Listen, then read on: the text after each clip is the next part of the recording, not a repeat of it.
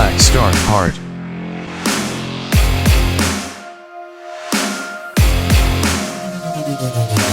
Spirit Sword Unit Formation Arc.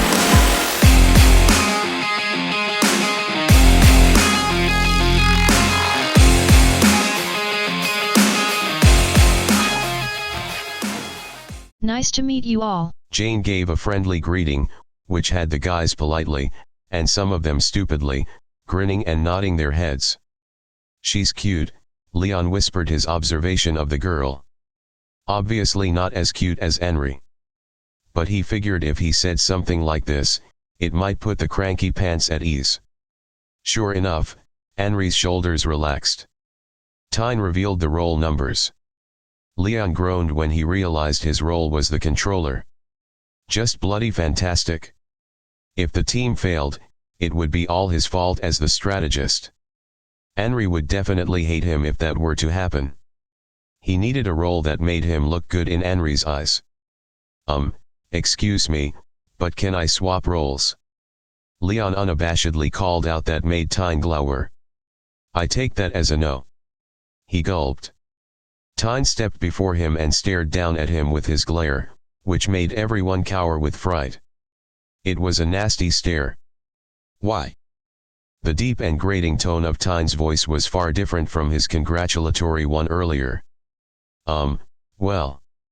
You see, if I fuck up, I'll be chopped liver for breakfast," Leon whimpered. Heavy silence dampened the atmosphere. Everyone flinched with fright when Tyne bellowed with hearty laughter. "The answer is definitely no. Bring your sauce, applicants. Chopped liver is on the menu." Tyne cackled and made his way out of the gymnasium. The clerk took over for the rest of the explanation. "You're definitely an idiot." Henry snapped at Leon when they were given a few minutes to talk amongst themselves. "But, I don't want to control." Leon pouted. "It's scary." This made Henry angrier. "Biggest, spineless, bratty, idiot." "Can't you make this an exemption for once, Leon?" Bing, he pleaded. Leon looked at his team and their hopeful expressions. Well, Henry wasn't looking hopeful, but he felt the man's anger was because he was riding on this test to live up to expectations. He realized how stupid he was. Of course, the controller role was the perfect chance to leave the best impression. It was the king role, after all. He imagined the sizable number of Henry brownie points he could earn with this chance if he pulled it off right. "I'm a stupid idiot," he mumbled and slapped his cheek, which startled the others. "Yes. I will go all out and win their heart. I mean, do my role well. Please look after me." He cordially bowed, which eased his team's mood and Henry's anger to a pout. Henry huffed and folded his arms over his chest. Leon was doing his best not to feel excited by the man's expression. Must mentally snapshot this moment. "I'm so blessed to have a sharp memory," he thought cheerfully. To business. He calmed his mind and mood with a few meditation images. Test scenarios were posted to everyone's wristband. Leon called up a hologram image of the terrain they would be fighting in. It was a mountain range, teeming with overgrown flora. Their mission was to infiltrate a nest within a derelict primary school and eliminate the monsters. The monsters were Great Dane fowls. They were skilled enough to tackle them.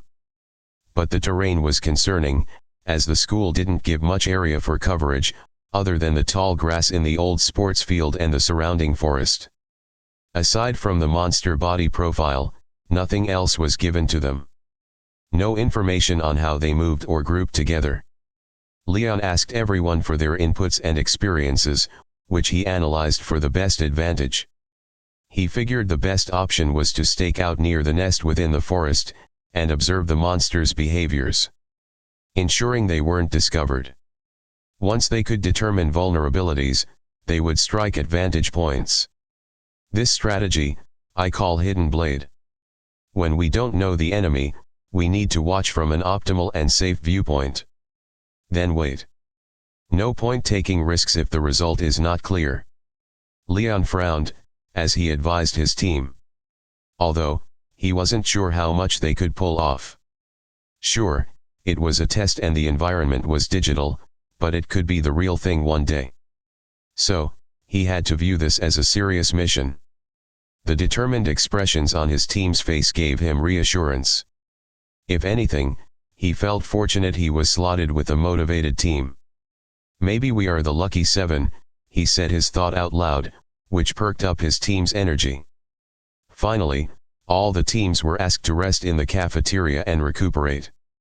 By numerical order of their team numbers, the teams, one by one, would be asked to re-enter the gymnasium to sit the exam.